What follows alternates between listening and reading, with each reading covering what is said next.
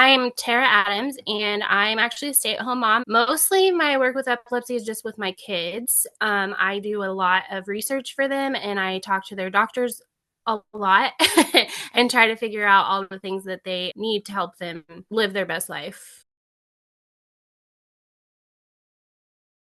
So my oldest daughter was diagnosed with epilepsy when she was 8, and her first seizure was when she was 7.5, but we didn't actually know it was a seizure.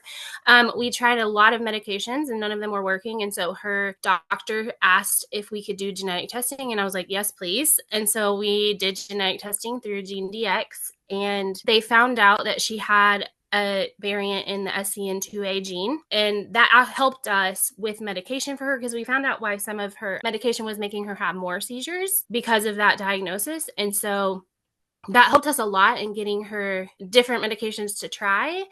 And we were able to get her mostly controlled.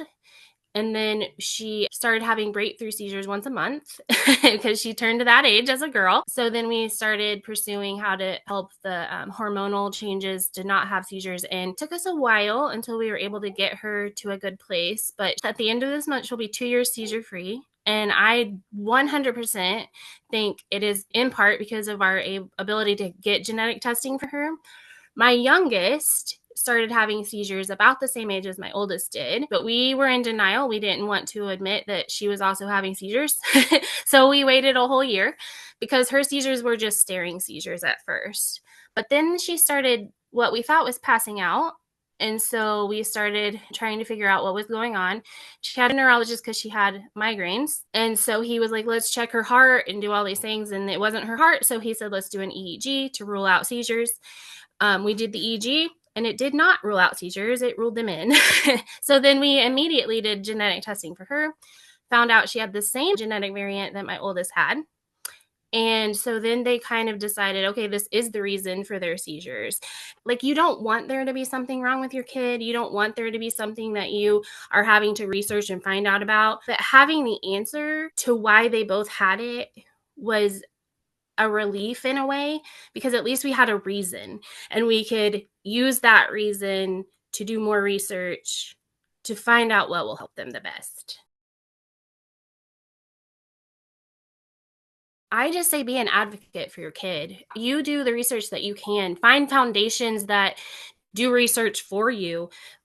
We love the Chelsea Hudson Foundation and the Danny Did Foundation and the Epilepsy Alliance Foundation, because they are doing research that we can't do as like laymen. We're not doctors and we're not geneticists. So do your hardest to find the foundations that will point you in the directions that you need for your family. Tell the doctors what you want. Like, if you want genetic testing, which I highly recommend to every single person, I don't even care if it's not epilepsy. I don't care what it is. Try, if you can get genetic testing, do it, because it might answer your questions to what is going on in your life. Just having that answer for why they have seizures and a lot of people don't get that answer. And sometimes it's because they just haven't done genetic testing, and sometimes it's because there isn't a genetic reason. But having that answer, not just for their epilepsy, but for some other things that they deal with, like the SCN2A gene is also an autism gene.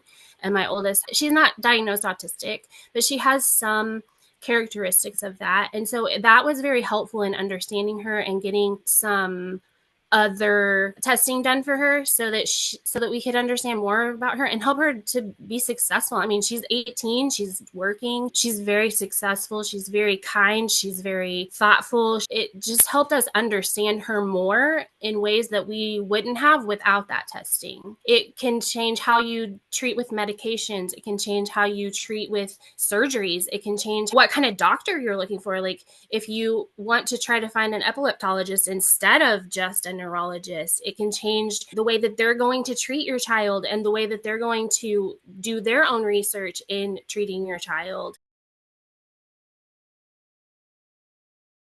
It helps with medication. Like, we found out why my oldest was having more and more seizures, because we found out, oh, this is a sodium channel variant. And so that medication made her have a lot more seizures. And so we were able to not treat my youngest daughter with those medications. And we wouldn't have known that if we didn't have the genetic testing to find that out. So whenever we did the testing and it came back as SCN2A, the doctor was like, oh, okay, this explains why this medicine didn't work, this medicine didn't work, this medicine didn't work. And so it gave us a different avenue to take for the medications that she was on. And so whenever she started Vimpat and Briviact, and those have been like incredibly effective for her. And I think it's in part because of her genetic variant. It will also change research. It's going to change how genetics is working in the future. So even if it's not like helping your kid in this moment, it's going to help in the future for kids that are going to be diagnosed with the same variant. It's going to help researchers be able to find those things that they wouldn't have seen before if your kid wasn't tested and wasn't followed throughout their life with all of the things that they have. So my kid's epilepsy, and so they both have different kinds of seizures, but they're being followed by neurologists for their whole life, and they're documented in all of their seizures and what's happening and what we're treating with and how we're treating it. And I think it's going to help, like in 10 or 20 years, it's going to help future kids and future families understand more and more and more than we understand right now. I'll probably cry on this part. That has been the biggest thing for me, to have other people that understand and that get it. And that even though my kids on the SCN2A, for instance, on the SCN2A spectrum, they're not as severe as a lot of kids with SCN2A, it's still such a huge blessing to know that there's foundation, like the SCN2A families. They are doing so much work to find out what works best in SCN2A, why some kids are worse in SCN2A. They're just doing so much work and so much research and so much community in that. And we have, like, I've been able to ask questions to them and say, hey, did this work for your kid? And if not, tell me why. And it's just so good to have a community of people who get it and understand. And even though our kids are completely different, we all just understand and we all get it with each other. I know so many people, even with just different things besides epilepsy, who have done genetic testing and it's changed their lives because they have figured out, oh, this is why my kid is like this, or this is why my family member has this problem. I have a friend who has a child that has a very rare dwarfism syndrome, a very, very rare, like there's 50 in the whole world. And they wouldn't have known that. They wouldn't have known why she was struggling. I think she was 5 before they ever did genetic testing on her.